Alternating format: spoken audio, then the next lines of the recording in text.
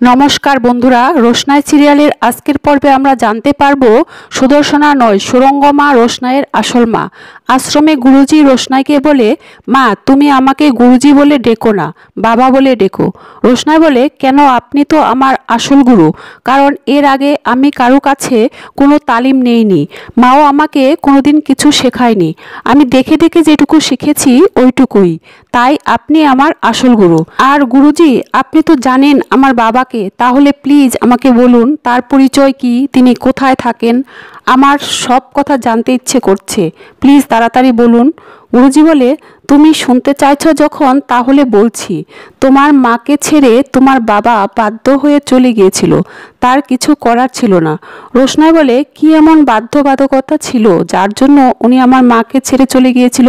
কিসের অভাব ছিল আমার মায়ের মধ্যে? কেন উনি ওনার সন্তানকে মেনে নিলেন না, যার জন্য আমার মাকে এত অপমান এত কষ্ট সহ্য করে এই পৃথিবী ছেড়ে চলে যেতে হলো? আমি সবটা জানতে চাই, সব সত্যি জানতে চাই। এই কথা বলতে বলতে রোশনাই সামান্য উত্তেজিত হলে গুরুজি বলে মা তুমি শান্ত হও, আমাকে দেখে কি তোমার মনে হচ্ছে আমি মিথ্যা কথা বলি?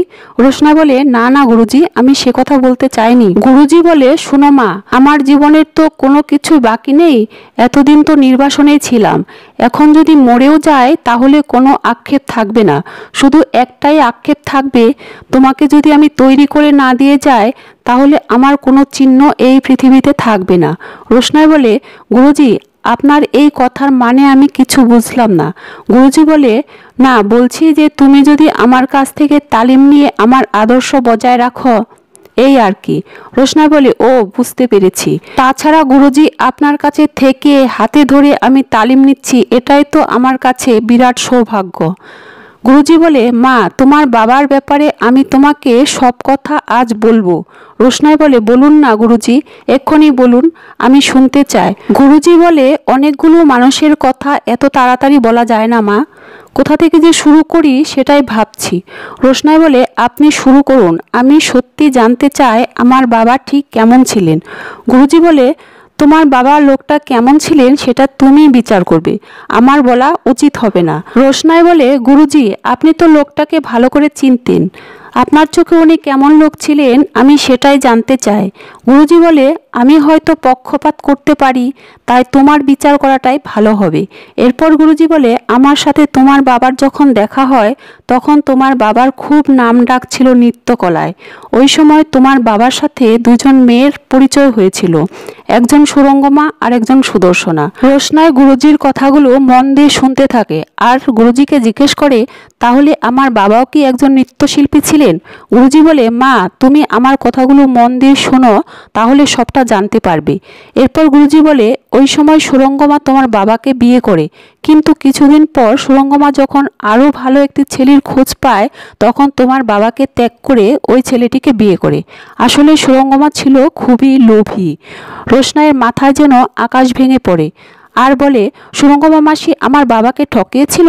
গুরুজি বলে কিছুদিন পরে ওই ছেলেটি যাকে সুরঙ্গমা বিয়ে করেছিল নীলাঞ্জ, তার আর সুরঙ্গমার একটি কন্যা সন্তানের জন্ম হয় যার নাম গরিমা। ওই সময় বিদেশ থেকে একটি ছেলে এসে তোমার বাবার নাম যশ খ্যাতি নিজের করে নিয়ে এই পৃথিবী থেকে সরে দিতে চায় তোমার বাবাকে, তখন তোমার বাবা প্রচণ্ড ভেঙে পড়ে। ওই সময় সুদর্শনা তোমার বাবার পাশে থাকে, কিন্তু সুদর্শনার প্রতি তোমার বাবার কোনো ভালোবাসা ছিল না, ভালোবাসা ছিল শুধু সুরঙ্গমার প্রতি।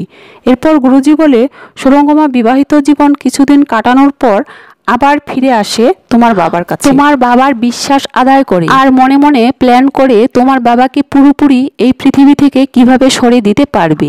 আর তোমার বাবার বিশ্বাসের ফলস্বরূপ সুরঙ্গমা আবার প্রেগনেন্ট হয়ে পড়ে। রোশনাই বলে মানে? অন্যদিকে দেখায় সুরঙ্গমা নকল রঞ্জন প্রসাদের কাছে যায় আর দুজনে বলাবলি করে আসল রঞ্জন প্রসাদ এতদিন পর কোথা থেকে এলো, ওই মেয়েটিকে যাকে নিয়ে এসেছে তাকে নিজের মেয়ে বলে স্বীকার করছে। সুরঙ্গমা বলে উনি যদি সুদর্শনার আসল সত্যি প্রকাশ করে তাহলে আমি আর আপনি কেউই রক্ষা পাবো না, সকলের সামনে ফেসে যাব, আমাদের মান সম্মান ধুলোয় মিশে যাবে। এরপরে দেখায় গুরুজি আবার রোশনাইকে বলে সুরঙ্গমা বাচ্চাটিকে প্রসব করার কিছুদিনের পর বাচ্চাটিকে সুদর্শনার কাছে রেখে আবার ওই বড়লোক ছেলে নীলাঞ্জর কাছে চলে চলে যায়। রোশনাই বলে, গুরুজি আমি কিছু বুঝতে পারছি না। রোশনাই সত্যিটা জানার জন্য ছটফট করতে থাকে আর বলতে থাকে, আমার মায়ের সাথে ওই বাচ্চার কি সম্পর্ক, আর আমার বাবাকে? গুরুজি বলে, মা এতটা অধৈর্য হও না, ধৈর্য ধরে শোনো। গুরুজি বলে, সুরঙ্গমা যখন ওই বাচ্চাটিকে রেখে চলে যায় তখন ওই ছেলেটির দুরবস্থার সময় এক আত্মীয় এসে তার অর্থ, যশ, মান, সম্মান সবকিছু কেড়ে নেয়, একমাত্র তাদের দুজনকে একরকম দেখতে বলে। এরপর ওই ছেলেটি একদিন কাজে বেরিয়ে যায় আর বাড়িতে ফিরে আসে না। যে ছেলেটি সবকিছু কেড়ে নেয় তার নাম নকল রঞ্জন প্রসাদ, যাকে সুরঙ্গমা চিনতেই পারে না।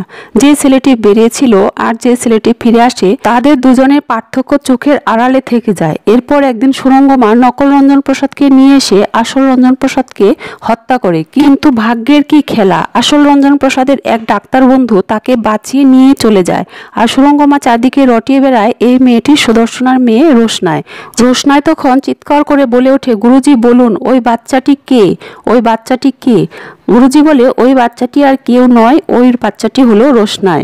তো বন্ধুরা, রোশনাইয়ের আসল মা সুরঙ্গমা, এটা জানার পর আপনাদের কেমন লাগছে অবশ্যই কমেন্ট করে জানাবে। আর পরের আপডেট পাওয়ার জন্য আমার সঙ্গে থাকবে। নমস্কার।